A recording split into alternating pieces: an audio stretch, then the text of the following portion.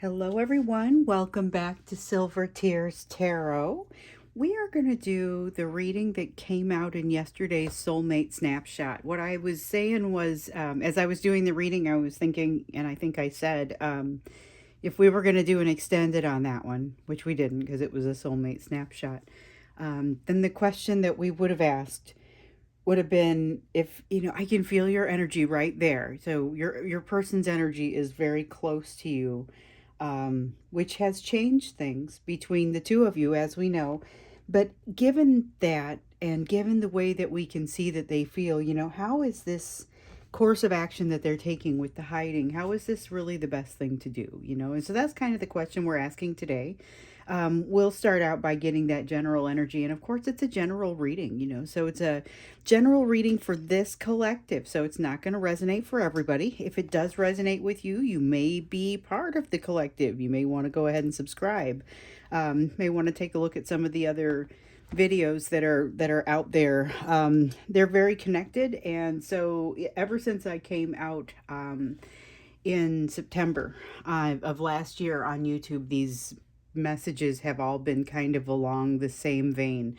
This collective has very much drawn together as a result. And so there are some similarities, there are some consistencies that you'll see across some of the readings. So yeah, like I said, if you see something that really starts to resonate with you, if you're new here, maybe check out some of the other readings, maybe consider subscribing.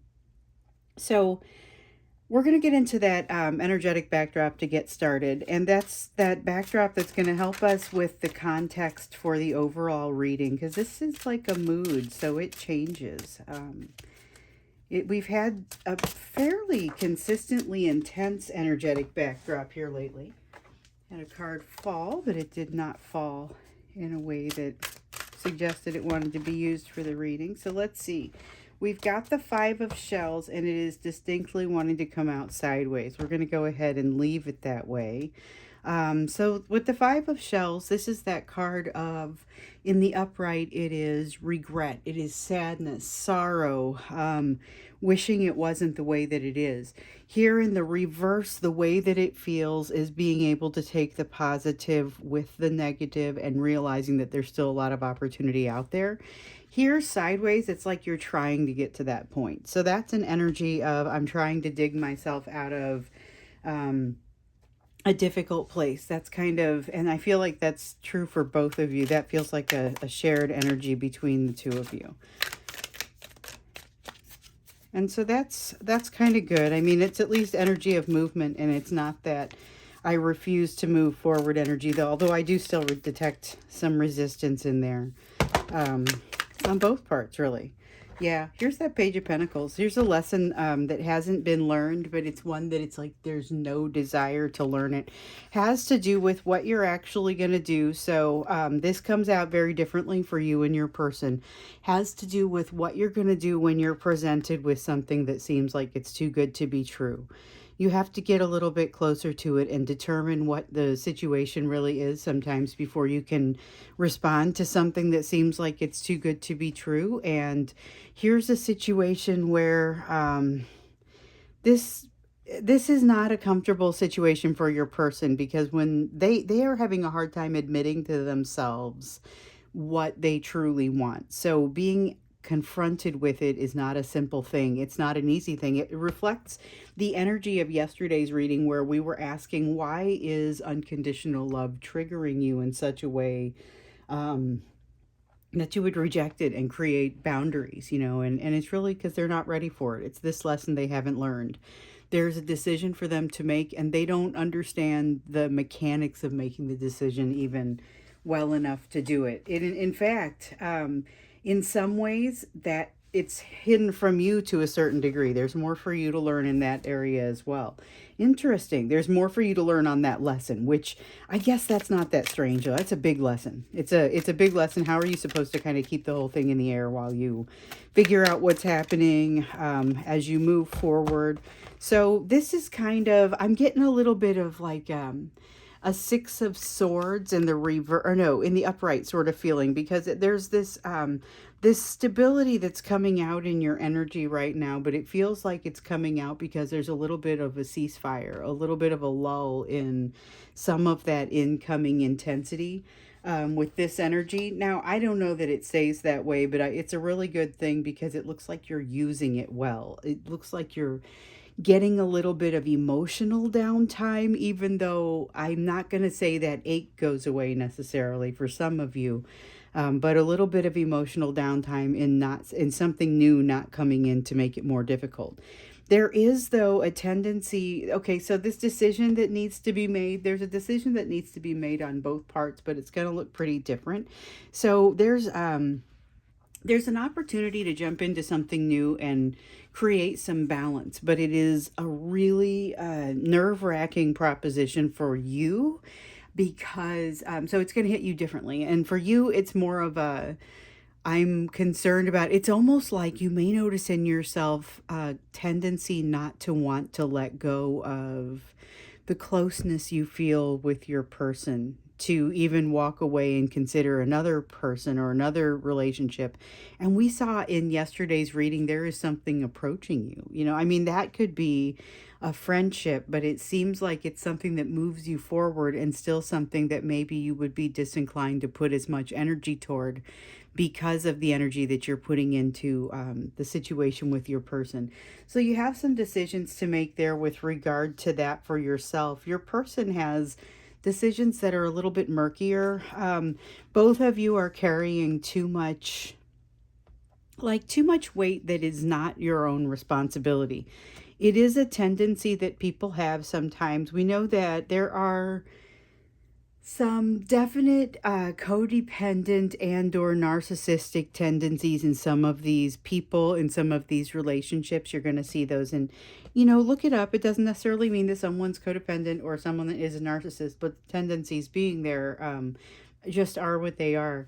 And one of the things that you'll notice a little bit in the crossover between those things is this: somebody's going to have, it may be you to a certain degree, but it plays out differently for them. A tendency to want to please to the extent that you're willing to put their needs above your own. So that feels like it's more coming from your side. But it also feels like they are not processing what's their responsibility either. They're not able to do that because of, I mean, they're feeling like they're moving through something they really truly don't know how to navigate at all, have no way to understand, and yet there's an opportunity to establish some balance. And it requires some action, some energy of movement. And so it's not necessarily a comfortable feeling for either of you at this time. Oops, I dropped more. None of them fell face up. It's not necessarily an easy time for either of you. It's a time of movement, but it's a time of a little bit of discomfort. Again, though, I mean, we saw that in yesterday's reading that you've gotten a lot better at maintaining some semblance of, you can handle it. You can handle it when you're in an uncomfortable environment. The feeling of the bond, though, the feeling of your energy being so close to one another is incredibly strong. This is the Two of Cups. It talks about that bond. It talks about this partnership. There's a soul bond between the two of you, a strong partnership that, I talked yesterday about the different types of soulmates, and I mentioned the gentle karmic is what I've termed some of these situations where, like, you come in with a karmic relationship, you learn some things, you have choices. In some cases they're toxic, you got to leave. In some cases it's a little bit gentler of an experience. You come in, you learn the lessons, and things can be a little bit easier. But in this case, this is more like what we would associate with a twin flame sort of dynamic. And so with that, you have a runner and chaser. You have somebody that's hiding a large amount of the time from not just the other person who is termed the chaser, but in our collective, I've noticed there's not always as much chasing going on. A lot of you don't engage in the chase because of the level of self-worth that you've already developed. And so that's a great thing, but it doesn't make this any more comfortable for you, is the thing. And so there's definitely the awareness of that bond in this energy, but it is playing out differently for the two of you. So let's get in there and ask the question of the day, which is, I'm trying to remember how I termed it yesterday, and it sounded incredibly uncouth, but I was also thinking, this is exactly what we want to ask. It was like, I can feel your energy right there. How is this course of action the right thing to do in your mind? And I mean, I think if we look at yesterday's reading, we already know that it's not necessarily them applying logic to their situation. But we were asking about this. We have this unconditional love, this sense of unconditional love, and how does that set you off in a negative way instead of make you feel more comfortable? We discovered they weren't ready for it. It's threatening to them. They are intimidated. It's a very difficult energy. We've absolutely seen that flooding before, but how does it seem like hiding is the best course of action? I guess that's the question we're asking, because in some cases they're actually completely out of reach. They are blocking you. They are completely out of communication. Some of them aren't blocking you. They just aren't saying anything. They might respond if you communicate to them, but it's a non-committal response. Maybe it's a word or two. It's an emoticon, it's an emoji. It's not necessarily an engaged response. It's just kind of something that makes you feel pushed away. It makes you feel like it resets your healing. Resets theirs too. So we've got the Page of Feathers. There's that incredible amount of fear. We're going to take this Two of Feathers too, even though it's not really the primary energy here. The Page of Feathers in reverse, Two of Feathers in reverse. The Two of Feathers in reverse is the same as this Two of Swords energy, and it's about indecision and about lack of direction. In fact, this is so awesome. As I'm saying that, and like the words are coming out of my mouth, I happen to read down here. Two of Feathers says decisions and direction at the very bottom. So here in the reverse, it actually feels like indecision and indirection, and just kind of that thing where, like when a squirrel, if you've ever seen a squirrel trying to decide which side of the road it wants to go to, and it gets into the middle of the street and just kind of goes back and forth for a little while. It kind of has that sense to it. It's a feeling of wasted energy, but like in that creates a consternation behind it. And this Page of Feathers is bailing on the situation, thinking, okay, so when you have a situation happen, I've mentioned this before, and I'm just going to put something out there for you. If you have something happen on stage that creates a problem, I used to have a stage career, and if you have something that happens with your costume, with your situation, and it goes dreadfully wrong, let's just say dreadfully wrong, you have a couple of options. One of your options sometimes is to like run screaming off the stage, call a bunch of attention to yourself, and get out of Dodge.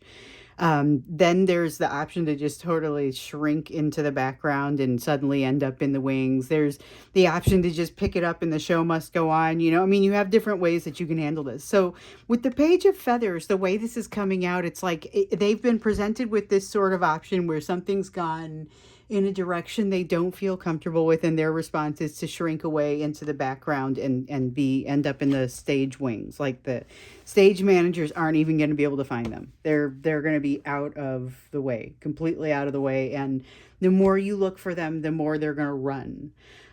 This is a reflexive action. It's a reflexive action they don't have a lot of control over, but they have an increasing awareness of. At this time, it feels like that consternation is making them feel a little bit defensive. Let's get in there and see some more.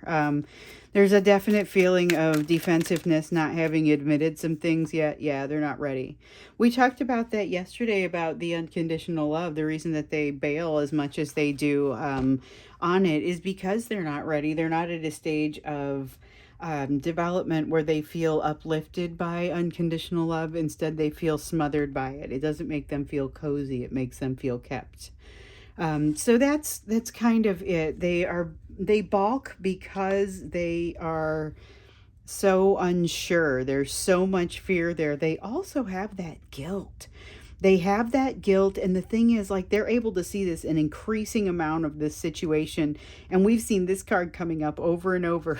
This is like a double, triple whammy for them, because Just picture this being your situation. So you know that you got into you have a soul tie with somebody who is, um, you feel like they are a little bit intimidating. Okay, you have a soul tie with somebody, they intimidate you a little bit, and then you don't put forth the right effort. You suspect that you have not put forth sufficient amount of effort. When you go back later with the Seven of Pentacles, you've got the Seven of Pentacles and the Six of Pentacles in reverse. The Six of Pentacles being a reference to that equal give and take of energy. The Seven of Pentacles being that investment of energy.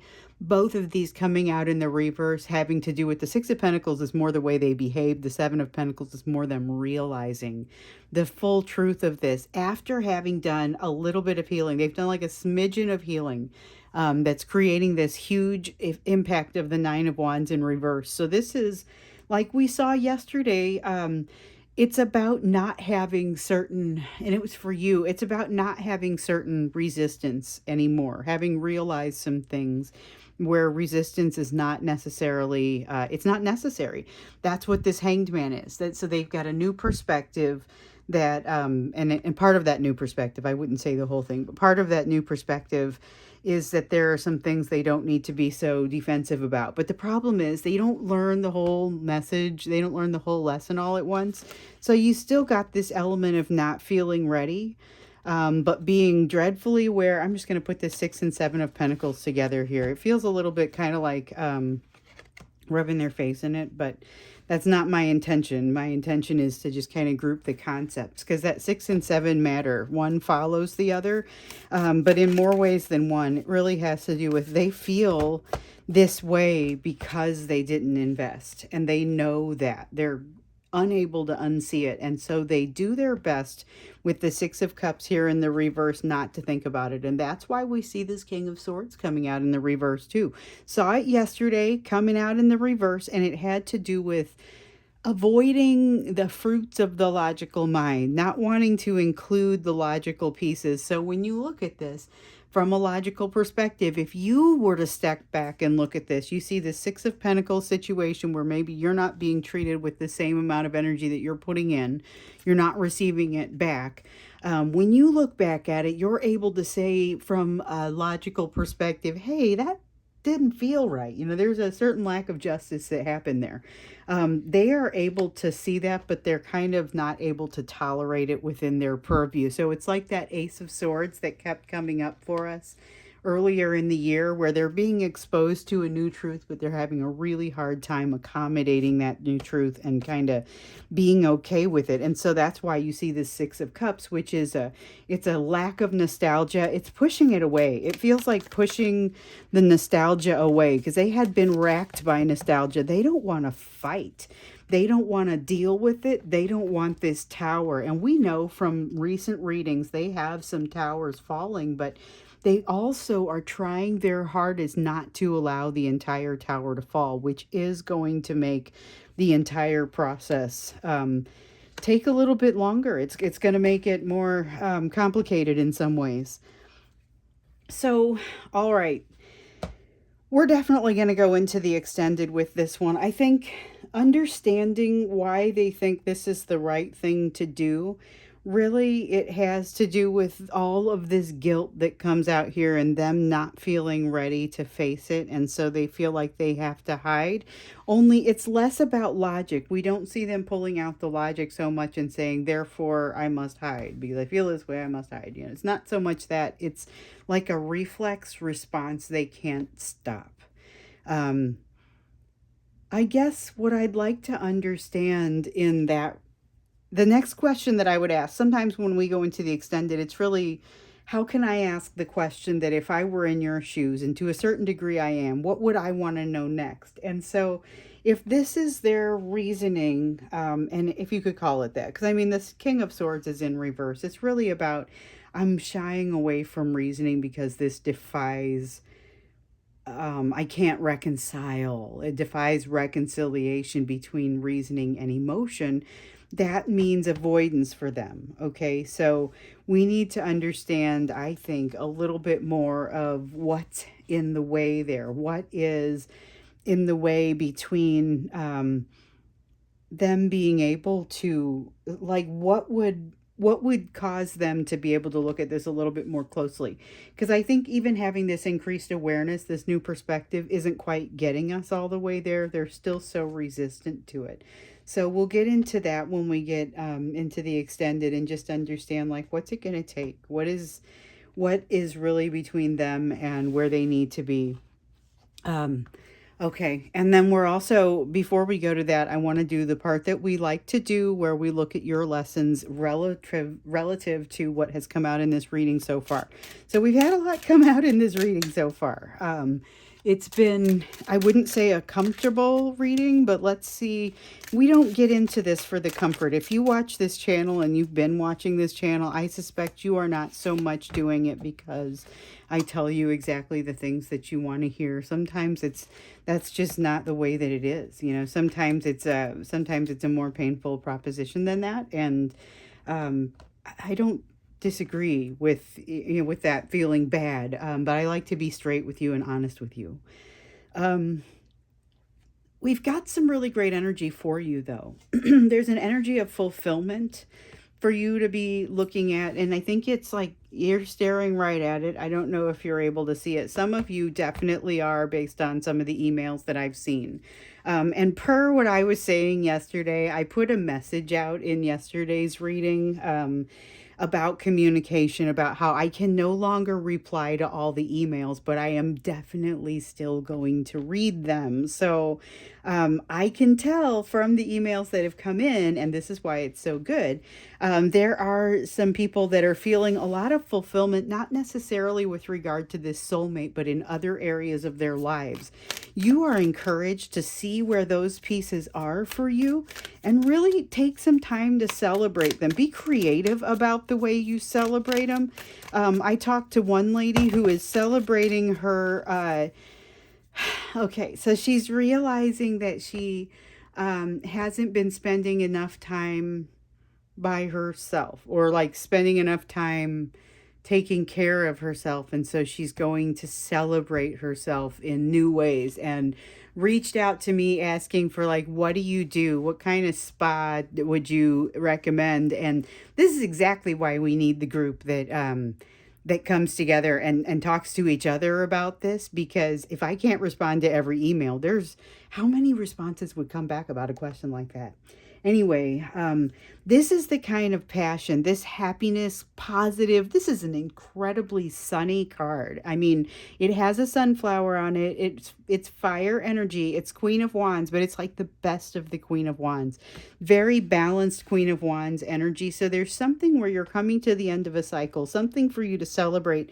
Could be a small thing within a greater cycle, but you are encouraged to really just come out into the sun and enjoy it, because there's this air of disappointment that threatens to bring you down, and it just doesn't belong here. But you are very equipped to manage this energy. So there's a kind of a back and forth between the Queen of Wands energy, which is incredibly happy, and the Four of Cups energy, which is kind of this disappointment in all things where you could potentially have disappointment, whether it is around the situation with your soulmate, or whether it is that existential fear that we sometimes have, just that follows you sometimes.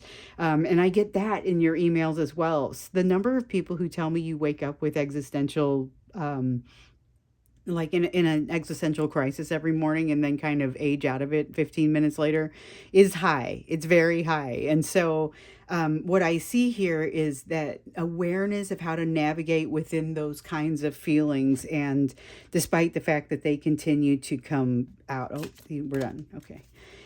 So yeah, this is the end of June energy. If you have not listened to, I'm gonna say it. I've said this twice now. I really hope it's right.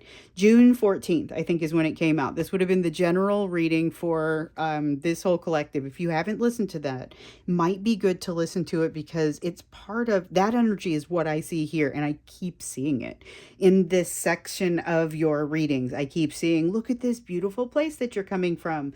Look at this, and it's like, oh, where did all all that come from? And it's partially, it's like where you are. You're in a higher place. And so your access to things through gratitude, like you're accessing some of the positivity through gratitude, through awareness, through realizing what's good, and that is opening up more possibilities for you.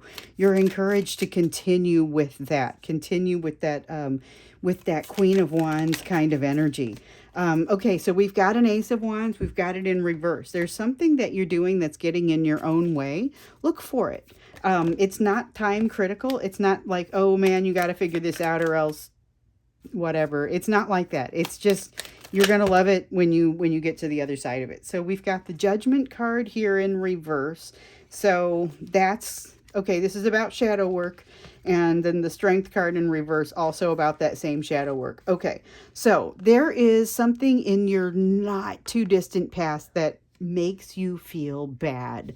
Does not have to be relevant to this person, but it is something that you have not been able to overcome. You made a decision, or you're part in something you've not been able to forgive yourself for. That's what this Judgment card is all about. This is something you got to work through. This is the Nine of Swords and the Strength card in reverse. Your fears are getting the better of you, trying to sort out what you actually even think about the situation may be your biggest challenge.